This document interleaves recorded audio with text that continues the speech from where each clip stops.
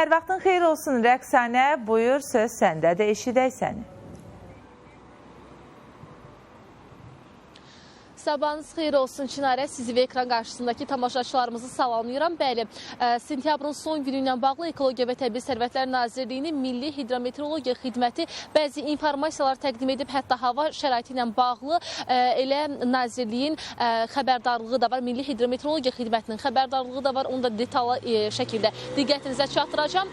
Bugün Bakıda və Abşeron yarımadasında hava şəraitinin dəyişkən buludlu olacağı, arabir tutulacağı, amma ümumilikdə yağmursuz keçəcəyi gözlənilir. Amma sentyabrın 30-undan, yəni bugündən etibarən oktyabrın 2-sinə qədər hava şəraiti dəyişkən olacaq, qeyri-stabil formada hava şəraiti davam edəcək və ümumilikdə havanın temperaturunun bugün ərzində 18-22 dərəcə isti olacağı gözlənir. Atmosfer təzyiqi 758 mm civə sütunundan 762 mm civə sütununa qalxacaq. Atmosfer təzyiqi isə 70-80% olacaq və eyni hava şəraitinin, yəni yağmursuz hava şəraitinin, lakin buludlu hava şəraitinin rayonlarda da davam edəcəyi gözlənir. Orada da havanın temperaturunun 18-23 dərəcə isti olacağı gözlənir. Lakin axşamdan etibarən bəzi ərazilərdə, həm Bakıda və Abşeron yarımadasında, eyni zamanda da dağlıq ərazilərdə, rayonlarımızda hava şəraiti dəyişəcək. Axşamdan etibarən artıq yağış yağmağa başlayacaq və yenə arabir leysan xarakterli olacağı da gözlənir. Hətta dağlıq, dağətəyi ərazilərdə, hətta bəzi ucqar ərazilərdə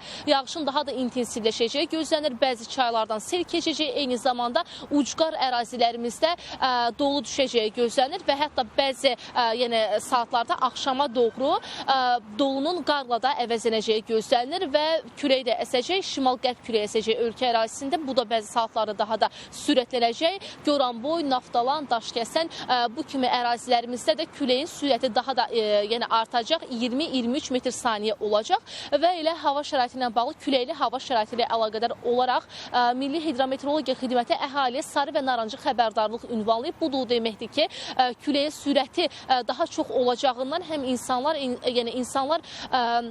daha diqqətli olmalı və təhlükəsizlik qaydalarına mütləq şəkildə əməl etməlidirlər. Öz əmlaklarını, mülklərini də qorumalıdırlar həmçinin ki, hər hansı bir ağac aşması baş verə bilər. Eyni zamanda hər hansı bir yüksək mərtəbəli ərazilərin altından hərəkət edən zaman diqqətli olmaqda fayda var və bu cür hava şəraiti oktyabrın 2-sinə qədər davam edəcək. Oktyabrın 2-si gündüzə qədər davam edəcək. Həm yağışlı hava şəraiti gözləyir bizi növbəti günlər ərzində, eyni zamanda küləkli hava şəraiti gözləyir və edilən xəbərdarlığa diqqətə alınmalıdır mütləq şəkildə və dediyim kimi havanın axşamdan etibarən dəyişəcəyi proqnozlaşdırılır. Bununla bağlı da elə Milli Hidrometeorologiya Xidməti əhaliyə xəbərdarlıq ünvanlayıb və bu cür hava şəraiti bəzi meteohəssas insanlar üçün əlverişsiz ola bilər və bu baxımdan da həmin şəxslərdə mütləq şəkildə diqqətli olmalıdırlar. Hava ilə bağlı çatdıra biləcəyim informasiyalar bu qədərdir. Söz yenidə sizdədir.